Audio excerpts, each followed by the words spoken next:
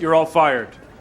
So if you can leave your laptops where they are and hand in your passes, security will be coming around now. Unused vacation days will not be reimbursed. Health benefits will be terminated at the end of the month. That's it. I'd like to thank you all for your hard work.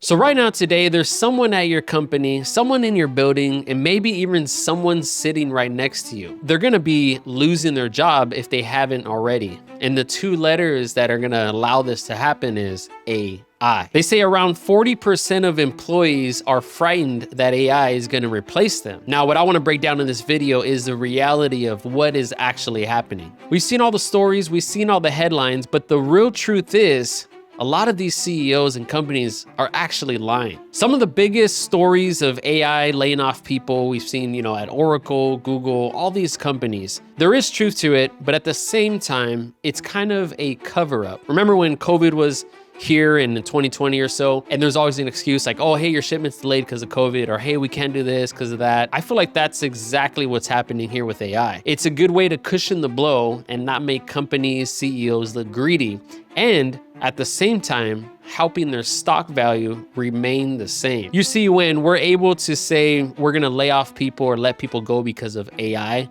versus budget cuts, poor planning, overhiring, all those things that make a company or a CEO look bad, it's an easy way out. It's a scapegoat. But let's be fair, it's not all made up, and it actually is happening. I personally know people that have been laid off. In fact, I might be laid off or fired tomorrow. So here's the crazy part. The fear that we have AI is gonna be taking our jobs, don't bother quitting because you're fired, is actually the reality that AI is rejecting us from getting a new one. Whenever we submit a resume and we get that rejection email where it says, thank you for your application or interest in this company, but we have decided to go with another candidate. That is a generic AI prompted type of message that everyone gets that got the rejection. So let's talk about the lies, or the overhypingness of it. That's a word. There's a company called Klarna, and they bragged and bragged about AI doing the job that humans just couldn't do right. Now you can look this up for yourself. They said and quoted that AI would take over 700 customer-facing type of roles, customer service jobs. Lo and behold, once the time went through and they got hundreds and maybe even thousands of complaints, they literally had to reverse their model. And now reacting or interacting with a human person is actually a VIP custom service. It's a feature that allows you to talk to a real person. Before, it was saying AI was the best and we were gonna do this. And then they switched it up and said, hey, if you want the premium service, you'll get an actual human being. And Klarna's not alone. There's other companies. Even IBM made a statement that 7,500 jobs are going to be replaced. It was just a statement. It didn't actually happen. But there are real layoffs happening. We all heard about Oracle, Google, even Meta, and all these other companies that are laying people off. But a lot of times, it's the jobs that were overhired, overbloated. You ever go into a big corporation and you look up their information on ZoomInfo or Google or whatever, especially a public company, and you see all these overly bloated hierarchies. There's like 6 CEOs within the global company. There's 50 VPs, regional VPs, manager VPs, district managers. It's all excessive bloat. So when these companies are like, man, we overhired, our revenue's not as high as it can be, we cut these jobs, blame AI, and then we look good and efficient, and our revenue shoots up really high for the shareholders. Now let's take our focus off the CEOs and the excuses that we hear.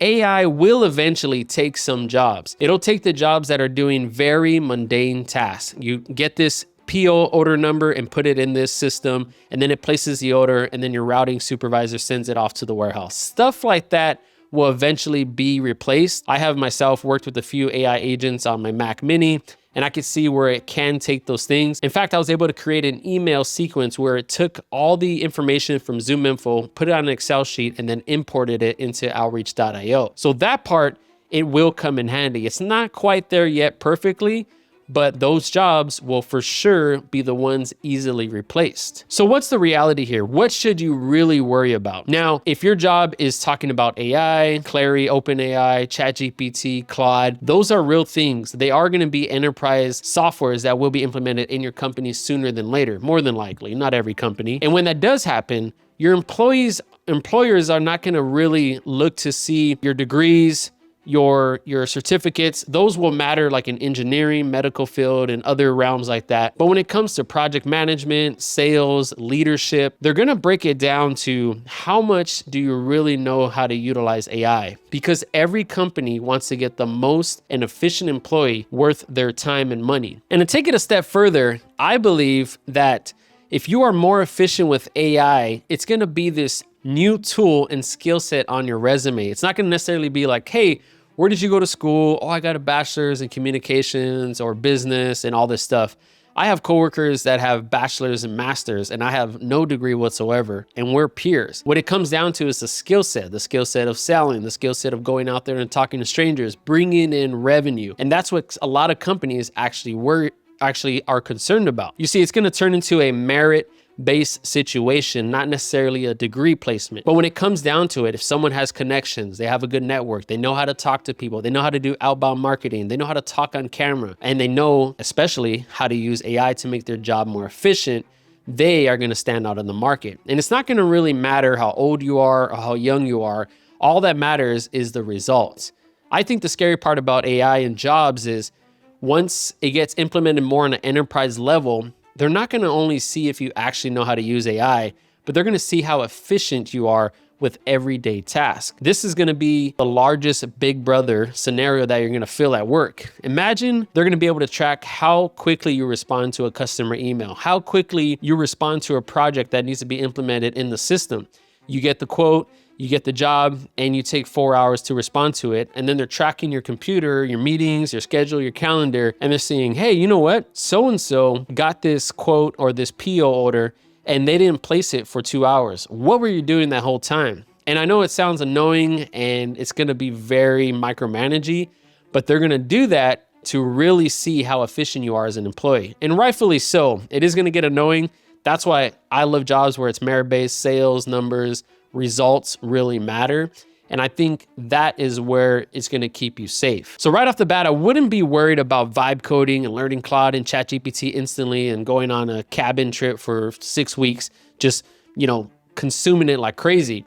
I would say at least get comfortable with AI. Use it to make your spreadsheets, use it to make calculations faster, write emails, respond to tasks, create design projects. What you want to do is make AI your AE, your executive, or your assistant, whatever you want to call it. Make it to the point where when you're working, AI is going to be your bounce board. You're going to say, hey, this is the idea I want to implement for this project. This is what I want to present to this customer.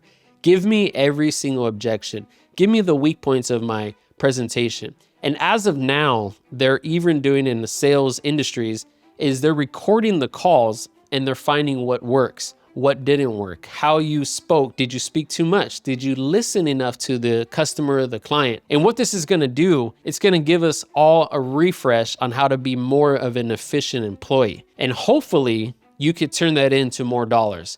So if you have a job that's merit-based, whether it's sales, whether it's completing a project, going under budget, keeping under budget, hiring the right team, pushing something across the finish line, that is really gonna matter. And when you use the tools of AI that are gonna be pretty much implemented in every industry, then you're gonna stand out and you're gonna show more value that you have to offer. The people that are avoiding it, that just wanna push it off to the sidelines and do everything old school, that's not gonna put you in a good position. Now, I don't wanna make this all about doom and gloom, but I do wanna talk about there's actually a lot of companies saying that AI is not gonna just take jobs, but it's actually gonna create a lot of jobs. Picture at your company, instead of having 15 customer service reps or 15 employees, you have 5 employees that know how to run 20 agents. So you have 5 employees that are running 20 agents at once, and these AI agents are just pumping work out nonstop.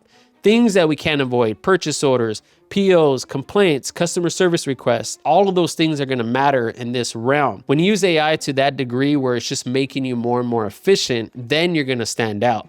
There's gonna be so many sales enablement, workplace managers, all these things where if you know AI really well, you're actually gonna be able to make a new career out of it. If you know AI well, you could go into a company and say, hey, I'm an AI enablement teacher or leader. I could show your team how to utilize AI. This is my retainer fee.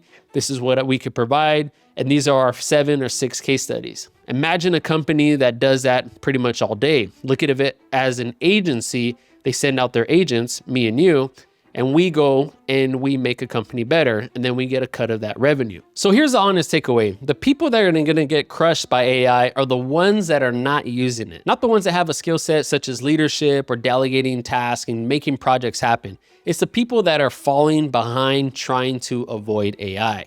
What you need to do is embrace it, utilize it, make your job more efficient, and so you could stand out and be of more value. Let me know what you think. Are you afraid of AI? Have people at your company or your job already been replaced? If so, what are you doing to not get replaced by AI at all? Are you embracing it or are you avoiding it? And if you know anyone that is interested or a little bit frightened about AI, go ahead and share this with them, and I'll see you in the next one.